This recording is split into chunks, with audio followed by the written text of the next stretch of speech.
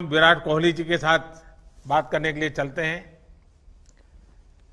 विराट जी, आपका तो नाम भी विराट और काम भी विराट। नमस्कार आप सर। दुबई में से आज समय निकाला और वहां तो ये खेल आपका बड़ा तनावपूर्ण रहता है। उसमें भी आपने और अपनी भागदौड़ भरी जिंदगी में अभी जो फिटनेस रूटीन फॉलो करते हैं, मैं जरूर चाहूंगा, देश भी जानना चाहेगा, क्योंकि नौजवान आपको आपकी हर गतिविधि को देखता है, ये आपको कैसे मदद करता है। पहली बात तो बहुत बहुत धन्यवाद सर यहाँ पे हम सबको बुलाने के लिए। सब लोगों ने फिट इंडिया मूवमेंट के बारे में बात करी और इसके फायदे इसके लाभ हमको रोज अपनी डेली लाइफ में किसी ना किसी तरीके से दिखते हैं। सबने अपने एक्सपीरियंसेस बताए। मिलिंद जी ने भी बहुत अच्छी बातें रखी, बहुत इंस्पिरेशनल उनका भी काम रहा है, उनकी जर्नी रही है पिछले कुछ सालों में। मैंने भी बहुत ऑब्जर्व किया है और मेरे खुद के एक्सपीरियंस में सर एक ट्रांजिशन एक्सपीरियंस करने को मिला मुझे कि जिस जिस पीढ़ी में हम खेलना शुरू हुए और जो उस समय खेल की हमारी डिमांड्स थी, वो बहुत तेजी से बदली एक समय के बाद। और मुझे ये एक्सपीरियंस हुआ कि जो एक हमारा सिस्टम बन चुका था, हमारा एक रूटीन बन चुका था, वो हमारे खेल के डिमांड्स के लिए सही नहीं था और उसे बदलना जरूरी था। क्योंकि हमारा खेल बहुत तेजी से आगे बढ़ रहा था और मुझे ऐसा महसूस हुआ कि हम कुछ फिटनेस के पॉइंट ऑफ व्यू से पीछे छूट जा रहे थे। हमारी स्किल में कभी कोई प्रॉब्लम नहीं थी। तो स्वामी जी ने भी बात रखी, आपने भी बात करी, मिलिंद जी ने भी पहले बताया। एक जो सेल्फ रियलाइजेशन की बात है कि आपको खुद से रियलाइज हो कि मुझे क्या बदलना है अपने अंदर। तो मुझे वो एक समय पे खुद भी एक्सपीरियंस हुआ कि नहीं, फिटनेस जो है वो प्रायोरिटी होनी चाहिए। और अगर मैं आपको ऑनेस्टली बताऊं तो पहले खेल को अच्छा करने के लिए फिटनेस मैंने शुरू करी, लेकिन आज अगर प्रैक्टिस मिस भी हो जाए तो मुझे इतना खराब नहीं लगता। लेकिन अगर फिटनेस सेशन मेरा मिस हो जाए या एक्टिविटी मिस हो जाए तो मुझे ज्यादा खराब लगता है। तो इसके फायदे जो हैं तो सर वो सबसे पहले आपको ये जो नया मंत्र जगा, तो दिल्ली के छोले भटूरे का ही बहुत दुखता हुआ होगा। बहुत ज्यादा सर। मतलब जो अभी हमने थोड़ी देर पहले बात करी कि हमारा जो नेटिव डाइट है, एक जिस रीजन से हम आते हैं उसका जो हम वो खाते हैं, उससे मैंने कभी एक्सपीरियंस नहीं किया कि हेल्थ इश्यूज हुए हो या किसी को कोई बीमारियों का सामना करना पड़ा हो। मेरी खुद के एक्सपीरियंस में मेरी नानी, मैंने बहुत समय तक देखा, इतनी ज्यादा उम्र में भी उनकी हेल्थ हमेशा ठीक रही, हमेशा उन्होंने घर का सिंपल खाना खाया।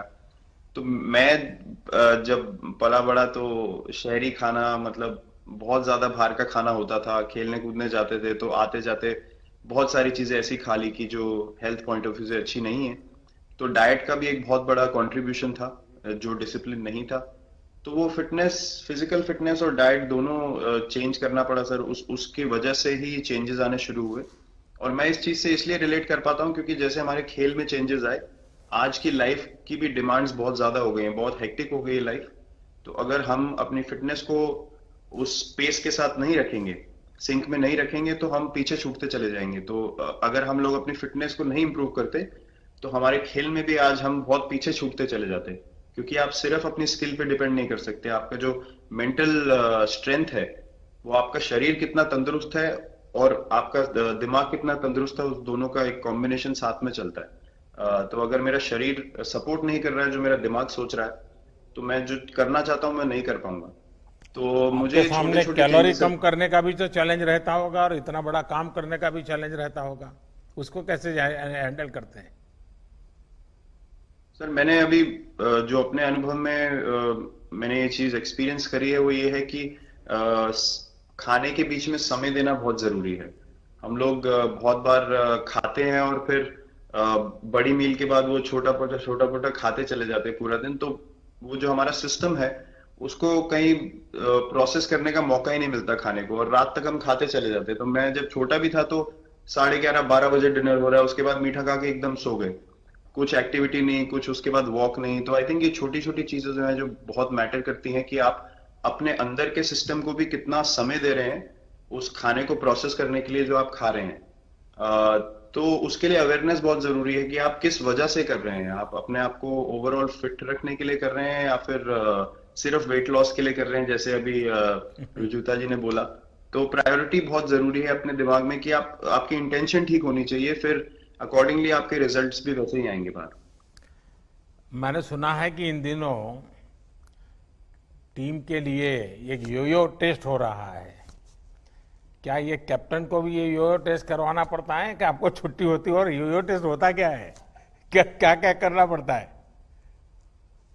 सर टेस्ट ये बहुत जरूरी था फिटनेस पॉइंट ऑफ व्यू से। अगर आप ग्लोबल फिटनेस लेवल्स की बात करें तो बाकी टीमों से हमारा लेवल अभी भी कम है, और हम चाहते हैं कि वो लेवल हम ऊपर लेके जाएं जो एक बेसिक रिक्वायरमेंट है। आज की डेट में हम लोग फोकस करते हैं कि जैसे T20 मैच हो गया या वनडे मैच हो गया, वो एक दिन में खत्म हो जाता है।